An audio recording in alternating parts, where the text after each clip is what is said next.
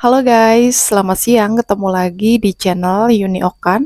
Nah, kali ini aku mau bahas tentang perubahan data untuk paspor di imigrasi. Karena yang sebelum-sebelumnya aku kan udah bahas persyaratannya dan bagaimana cara mendapatkan surat dari pengadilan.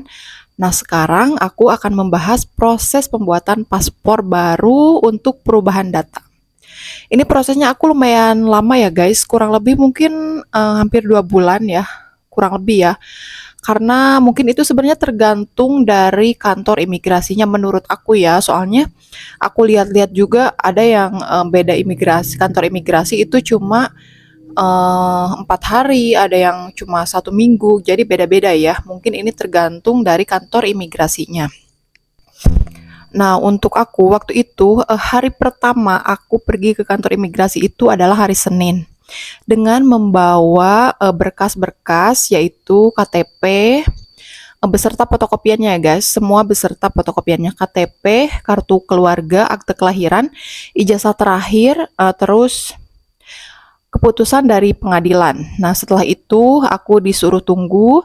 Setelah nunggu, aku dipanggil ke ruang BAP. Nah, di ruang BAP itu ternyata aku tidak langsung di BAP, guys, tapi aku dikasih persyaratan tambahan, yaitu mereka nanya sama aku kan, pembuatan paspor baru ini mau digunakan untuk apa? Nah, aku kan untuk ikut suami. Jadi mereka itu menambahkan beberapa persyaratan yaitu seperti paspor dari fotokopi paspor dari suamiku dan fotokopi identity card dari suamiku. Dan juga setelah itu terus ditambahin juga sama invitation letter, terus sama surat izin orang tua. Nah, surat izin orang tua itu dari imigrasi. Jadi nanti minta lagi ke bagian imigrasi yang di depan itu ya, yang bagian pertama itu. Nah, setelah itu karena waktu itu kan kebetulan kalendernya itu banyak tanggal merah tuh guys. Jadi waktu hari Seninnya aku datang, jadi aku di BAP lagi itu pada hari Kamis depannya, minggu depannya ya. Jadi sekitar 1 minggu lebihan lah aku nunggu buat BAP ya. Setelah itu kan aku BAP waktu itu sekitar tanggal 30. Nah guys, setelah BAP, oke BAP-nya berjalan dengan lancar, alhamdulillah. Jadi mereka itu apa aja sih saat BAP yang ditanyakan oleh pihak imigrasi? Sebenarnya simple aja sih guys, cuma kita tinggal jujur aja. Maksudnya kayak kok ini dulu kenapa misalnya kok umurnya dituakan gitu kan. Terus ya aku jujur aja misalnya karena dulu kerjanya ke luar negeri dan di bawah umur atau terus mereka nanya lagi, terus sekarang membuat paspor baru untuk apa? Karena aku untuk ikut suami ya bilang aja untuk ikut suami.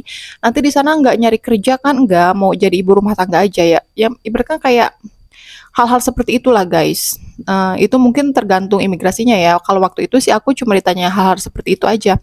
Terus nanya sebelumnya aku kerja di mana, terus sekarang aku kerja atau enggak, ya kayak gitu-gitu guys. Nah setelah itu udah kan, setelah itu mereka ngasih 2 lembar dokumen yang harus aku tanda tangani.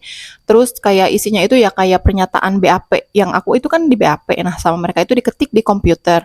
Setelah itu sama aku disuruh dibaca lagi semuanya.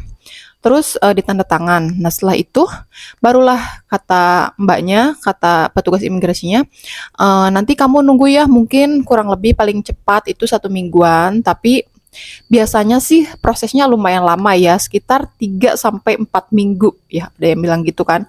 Nah terus, setelah itu, aku sih ngerti ya guys, soalnya kan kalau perubahan data itu kan, mungkin setelah ditandatangani dari kepala imigrasinya itu, jadi nggak bisa langsung diproses, jadi kita harus, diajuin lagi ke, eee kantor imigrasi pusat gitu kan, dan mungkin itu bukan hanya surat permohonan dari imigrasi tempat kita membuat paspor baru itu kan masih dari seluruh Indonesia gitu, jadi aku ya harus nunggu lama kata petugasnya seperti itu ya, aku juga percaya ya emang emang betul gitu kan, pastinya seperti itu. Setelah itu 1 minggu setelahnya ya aku kan emang aku udah dikasih tahu prosesnya bakalan lama, tapi ya namanya kita kan nggak sabar ya, kita mau tahu prosesnya seperti apa, udah belum gitu kan. Nah, kebetulan kan mereka memberikan nomor yang bisa dihubungi, nomor kantor imigrasi yang bisa dihubungi khusus pembuatan paspor gitu kan. Soalnya itu beda lagi guys, nomor untuk koperasi itu beda lagi kayak gitu kan. Nah, terus aku mencoba kayak kirim WhatsApp gitu. Setelah itu aku kirim WhatsApp, ternyata katanya mohon maaf masih diproses, masih ditunggu. Nah, setelah 2 minggu kemudian aku kirim lagi chat lagi ke sana kan, ditanyain lagi gimana prosesnya. Oh, ternyata masih nunggu. Aduh, aku udah 2 minggu nih kan, lumayan lama gitu kan. Walaupun aku udah tahu emang pasti lama, tapi kan kita namanya usaha gitu kan. Ya udah aku balas, ya mudah-mudahan Mbak, mudah-mudahan Kak sebelum puasa ya udah beres gitu kan. Ternyata sorenya guys, karena mereka itu kan nggak minta ijazah aku. Ternyata mungkin ijazah terakhir itu diperlukan. Jadi dari sana itu nge-WA aku. Katanya, Kak bisa mohon maaf bisa dikirim ijazah terakhirnya. Ya setelah itu aku kirimin ya, sorenya aku kirimin. Nah guys, setelah hari itu, hari Seninnya, waktu itu kan hari Jumat. Senin, Selasanya baru ada panggilan sekitar jam 11 siang. Mereka bilang, Mbak kamu udah bisa foto biometrik gitu kan. Aku seneng banget guys, ternyata aku cuma nunggu 2 minggu lebih sedikit gitu kan. Soalnya mereka kan ngomongnya 3 minggu sampai 4 minggu. Ya aku seneng kan. Terus setelah itu barulah aku bisa foto biometrik. Nah guys, pas foto biometrik itu jangan lupa kalian bawa dokumen-dokumen aslinya. Wajib dibawa itu yaitu kartu kartu keluarga, ijazah, akte, sama KTP. Itu wajib kalian bawa aslinya. Setelah itu aku tinggal bilang aja ke bagian yang petugas bagian depan, aku bilang yang bagian berkas itu kan, pemeriksaan berkas, Mbak aku mau foto, aku udah ada panggilan, ini foto untuk yang BAP waktu itu kan.